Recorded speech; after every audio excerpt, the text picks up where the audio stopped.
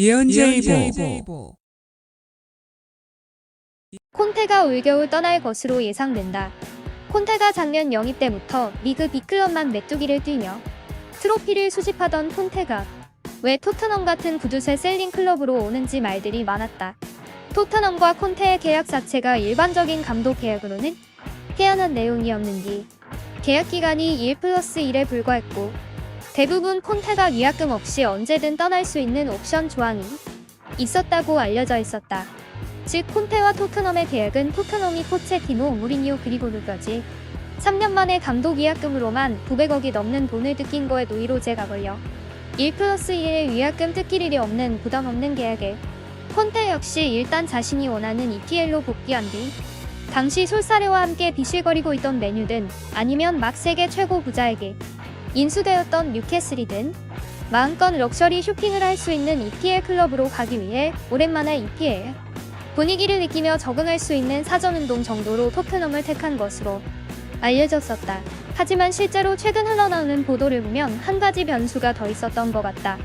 당시 막 구장을 완성했으나 코로나 사태로 유럽 최고 빚쟁이 구단에 올라섰던 토트넘이 적극적인 매각 시도를 하고 있었고 지금도 마찬가지지만 프랑스 리그의 허접함에 질려 프리미어 리그 구단의 인수를 적극적으로 시도하던 PSG의 카타르 자본이 토트넘과 매각 협상을 하고 있었던 것으로 보인다.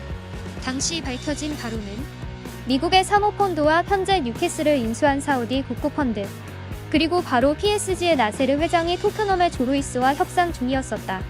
아마도 콘테는 계약 당시 메뉴나 아니면 토트넘이 카타르 자본에 인수될 것을 고려하고 잠시 여기서 몸 풀고 있음. 다른 B클럽으로 가거나 아니면 토트넘의 카타르 떼돈이 들어와서 마음껏 선수 쇼핑을 즐기고 트로피를 거머쥘 수 있으리라 생각해서 토트넘에 오지 않았나 돌이켜보니 이해가 된다. 하지만 현재 상황을 보면 카타르와 토트넘의 협상이 어떤 이유인지 깨진 듯하고 메뉴는 알다시피 구단주와 멱살잡이 싸움 전문인 콘테를 꺼려 테나흐를 선입해버렸고 EPL B클럽에는 콘테의 자리는 없다.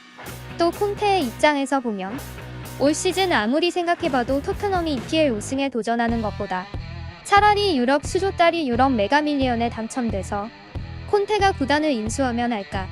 EPL 우승 확률은 단언컨대 제로다. 그것뿐 아니라 솔직히 탑4도 현실적으로 거의 불가능해 보인다.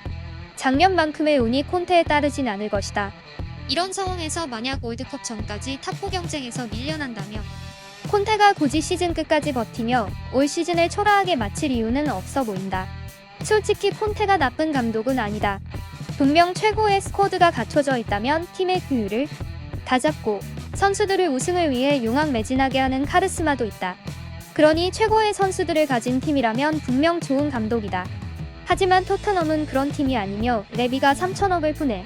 조루이스가 쌈지돈 2천억을 푸네.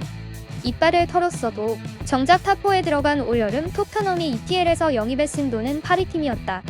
한마디로 토트넘과 콘테는 맞지 않는 인연이었다. 지난 시즌 토트넘이 탑4에 들 수 있었던 이유는 탑4 경쟁팀과의 대결에서 우세를 점했기 때문이다. 당연히 그게 가능했던 건 수흥민이라는 날카로운 암살자가 있었기 때문이다. 그랬기 때문에 나머지 포지션에서 경쟁팀들과 포지션 인경쟁이 안 됨에도 불구하고 전 세계에서 맨시티를 2번 다 이긴 유일한 팀이었고 리버풀과는 2번 다 비겼고 아스날과 1승 1패 첼시와 유일하게 2번 다 졌을 뿐이다. 한마디로 콘테와 토트넘 손흥민은 이번 시즌이 끝나고 서로 호응하고 미소 지으며 좋은 추억으로 남기는 인연이 됐어야 하는데 그러지 못하고 질척거린 게 패착이었던 걸로 보인다. 아마도 올겨울 콘테는 유벤투스로 돌아가고 포체티노나 비엘사 정도가 토트넘 세감으로 부임할 것으로 보인다.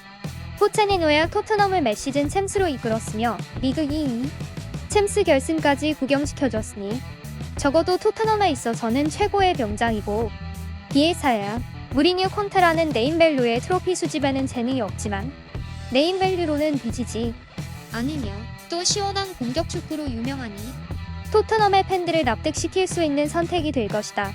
솔직히 비엘사는 김민재 같은 뒷박을 맞지 않을 만한 스피드와 능력이 있는 센터백만 있다면 보기 좋고 골 많이 나고 성적도 낼 수 있는 최고의 축구이기도 하다.